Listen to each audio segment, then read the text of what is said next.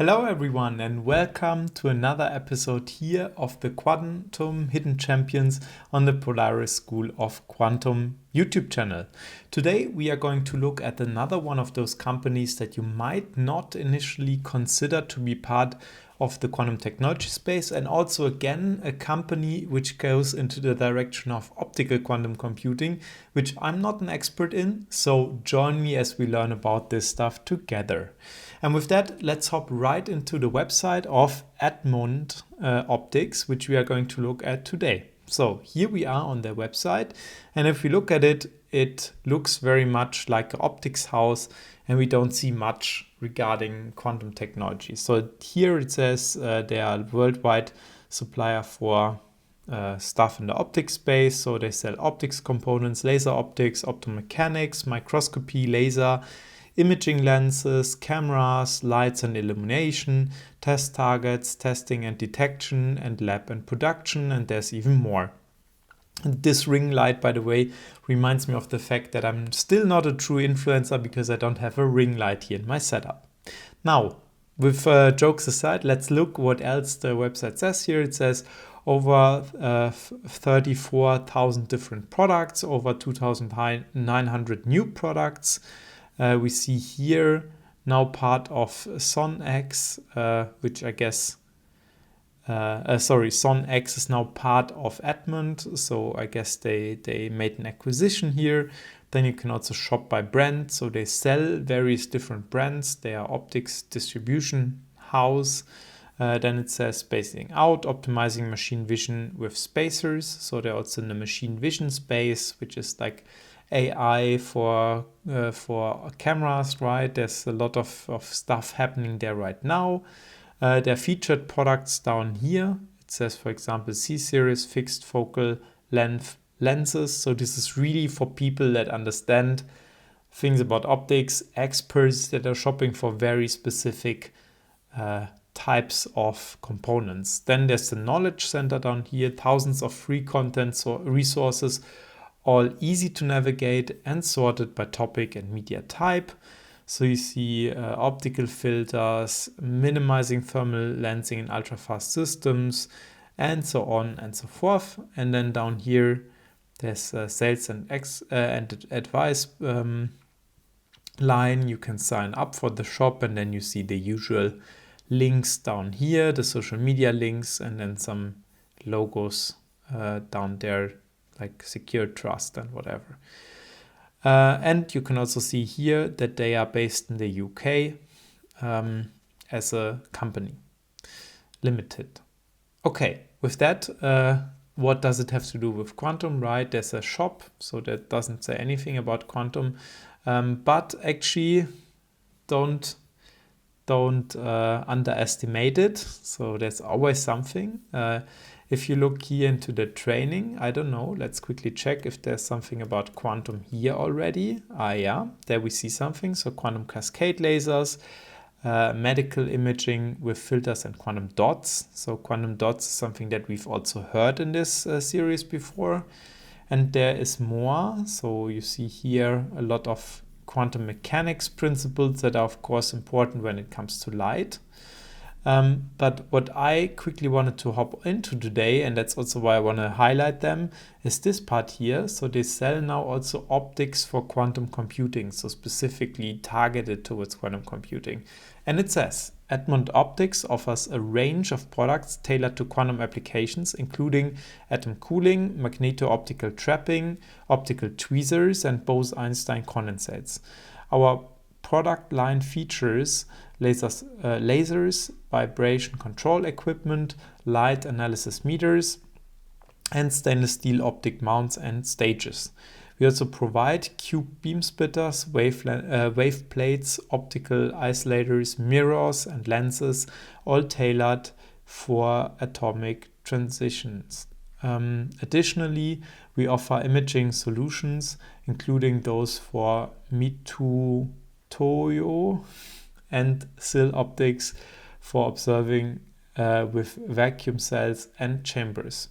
Our engineering team is ready to collaborate to develop solutions for your next quantum experiment. So it says quantum experiment. And what is interesting in here, we see the magneto-optical trapping and atom cooling. And these are all wordings, and also Bose-Einstein condensate is interesting. These are all things that we've already touched on earlier in this series and in different episodes of this, because they're all relevant either in the space of quantum computing, quantum communication, or quantum sensing. So Bose-Einstein condensates, for example, are used in the quantum sensing. There are some ideas how to use them, for example, for very accurate acceleration meters.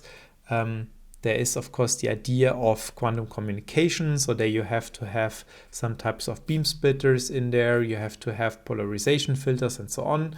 So that is playing a role. And then, of course, we've talked about Rydberg atoms, so neutral atom, and also ion trap based computers previously in this episode. Let's quickly hop into some of these ones, and I would say we go into these two elements here because they also say something with quantum, so quantum computing. Let's quickly check back here. Polarizing cube beam splitters for quantum computing, ideal for trapped ion and neutral atom applications. That's what we've talked about before. Range of application-specific wavelength from 366 nanometers to 815. So here again, like you are trying to excite atoms, you are trying to excite ions into different states, you are trying to get specific transitions, and these are usually very specific ions. You see it down here. Commonly used ions are yttrium, strontium, and calcium. And then also the Rydberg excitation mentioned here and Doppler cooling.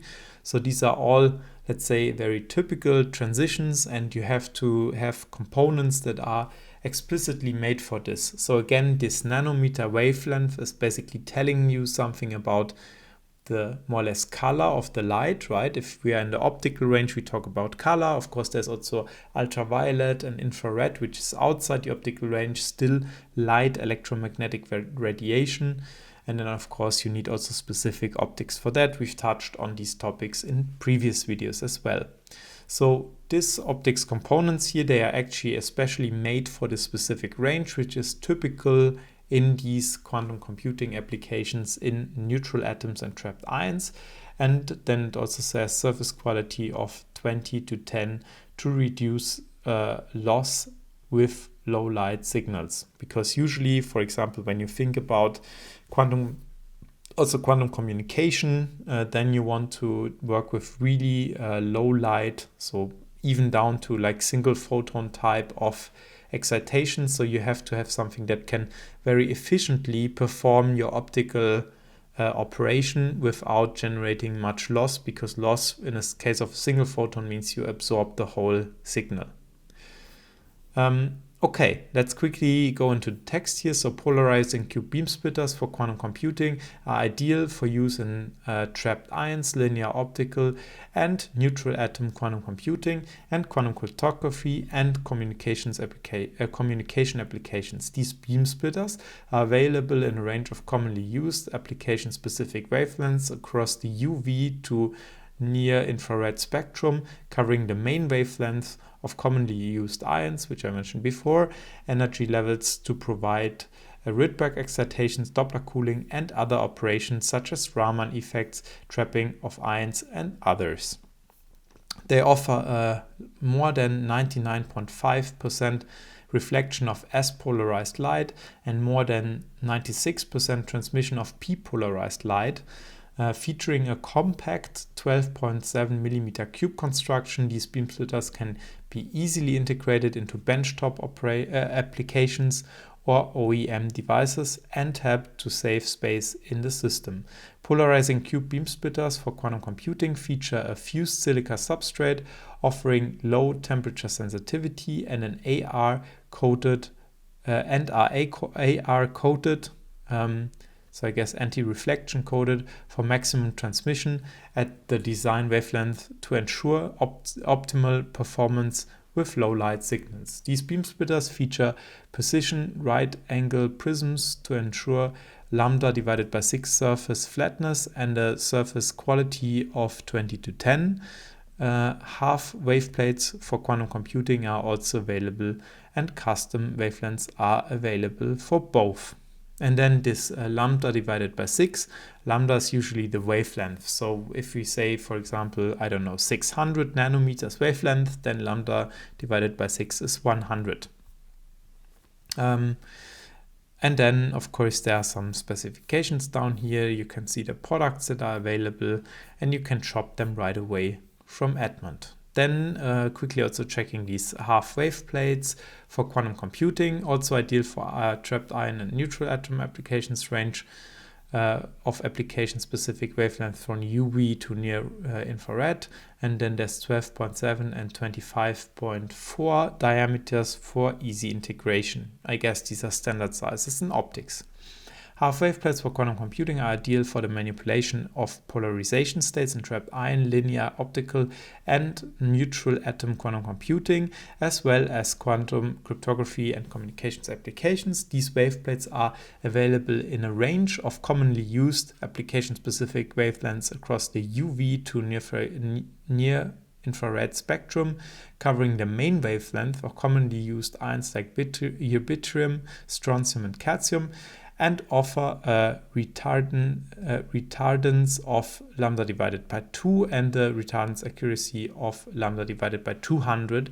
Depending on wavelength, these waveplates feature either a first or zero order construction for low temperature sensitivity and anti-reflection code and are anti-reflection coded for maximum transmission at the design wavelength to ensure optimal performance with low light signals. Half waveplates for quantum computing are housed in a black anti-oxidized aluminum mount and are available in a 1-inch and more compact half-inch size for easy integration into space-sensitive systems. Polarizing cube beam splitters for quantum computing are also available, and custom wavelengths are available for both. So why would you add, for example, both of them? Actually, you use these half wave plates to change the polarization of your beam. Again, you see here this lambda half, which indicates the wavelength. So lambda is the wavelength. And what you can, for example, do is you can change the polarization of your light without losing actually the intensity. So very quickly and very easy explanation on what this actually does. Think about a photon as a wave that is traveling through the space, right? So you could have a wave like this, right? And there could also be a wave like this. So it could be either in one of the planes or in the other plane. And that's more or less what is considered polarization. So it could be polarized like this. So then the movement goes in this direction, or so horizontally, or it could be horizontally, or it could be vertically. So then you have two polarization directions that are orthogonal to each other. So they are in a right angle to each other. This is something that is commonly used in our day-to-day life. Think, for example, about polarization sunglasses that you can, for example, use to go, on the sea and that are taking away reflections, or maybe from the street, from wet streets. Has the so-called Brewster angle that plays a role here in that specific case. You might also know them from the cinema when you go to the 3D movies. What is actually happening is you have basically two pictures that are being projected on the wall, and basically in order to create this three-dimensional illusion, you need to have them kind of shifted towards each other so that you can create a spatial illusion. But now you have the challenge that only one of these images should arrive at your eye, because otherwise you see everything blurry, and that's indeed what happens when you take off the 3D glasses in the 3D cinema. So what you actually do is you have in some cases at least, you have some glasses that have two different polarization filters. that are orthogonal onto each other, and thereby you make sure that on one eye you only see one picture, on the other eye you see the other picture, and then when your brain combines them, they become one picture and you have this three-dimensional illusion. In the old days, they also used to do it with color filters, right? You had these red and blue or red and green filters that were filtering out specific light colors, and that way you could also create a similar illusion, but of course then you also have some color distraction in the picture. In modern TVs there are also shutter 3D glasses, where like both of the glasses have an optical, so there's a way to optically change their transmission so that they become blurry or they become actually like a glass, so you can look through them, and you can do that pretty fast at a quite high frequency. And that way you can also always alter between those, and your TV is kind of sending a lot of images every second at a specific frequency. And if you kind of synchronize both of these, then you can make sure that one eye only sees every other picture and the other eye is vice versa, and that way you can also create this 3D illusion. But long story short, so polarization is something that we know from our day-to-day life, and this is also something that is very helpful when it comes to working with light beams, for example. So similar to the cinema, where you want to make sure that only one part of, like only one image arrives at one of your eyes, in a quantum computer, like an ion trap quantum computer, you want to make sure that you target one specific ion, for example. And instead of taking 100 lasers for 100 ions, you might only want to have one laser. So what you could, for example, do, and this is just one example, you can use the polarization of the light, and thereby kind of, with these beam splitters that we've seen before. So a beam splitter is basically splitting a beam into two parts or in two directions. So you can, for example, think of a mirror that is only half transmissive, then half of the beam, laser beam that hits the mirror is being reflected away, and the other half is just going through. And now with these cubes that we saw before, you can actually do that as a function of polarization. So the part of the light that might be polarized vertically is going through, and then maybe the horizontal one is being reflected into a different direction. And now if you have these half wave plates, you can actually have, let's say, a light beam that has been split by a polarizer, and then again change its polarization to the other direction, so that you end up with two equal light beams that are polarized in the same direction, light direction, but they go into different directions, and they're split exactly by 50-50 or whatever your polarizer is set up to. And these features, they are very relevant, for example, when you want to create superpositions in the quantum cryptography space and so on. So I guess that's what they are being used for. Again, I'm not an expert when it comes to these quantum optics stuff, but what I can say is that from the labs that I've worked with, Edmund Optics is a known place to order components, and I'm pretty sure that with the whole quantum revolution and with all the labs that are looking into that and all the requirements for new setups, for new tests, for new research in this field, Edmund Optics is for sure an important player in that field. And with that, I would already like to go to the last part of this video, which is quickly checking out the company. And then we will wrap up. So here it says about us: serving our customers through specialized solutions, marketplace and advanced manufacturing, marketplace, one-stop shop for the best brands and products in optics and photonics, and then advanced manufacturing, custom and volume manufacturer for quality optical and imaging components and systems. That's what we saw before with these beam splitters that can be customized and optimized for your setup, right? With over 8 years of experience, Edmund Optics is a trusted provider for high-quality optical components and solutions, serving industries like life sciences, biomedical, industrial inspection, semiconductor, and R&D. The company employs 1,300 plus people across 19 different locations and continues to grow. As a leading optics and photonics company, Edmund Optics provides two specialized solutions: a robust marketplace with over 34,000 off-the-shelf products, and advanced manufacturing, which focuses on custom and volume production of precise optical and imaging components. Edmund Optics Marketplace is a one-stop shop for over 34,000 in-stock products from in-house manufacturing and 40 plus top-tier brands, covering the entire beam path with quick, easy purchasing and fast shipping from 9 distribution centers around the globe.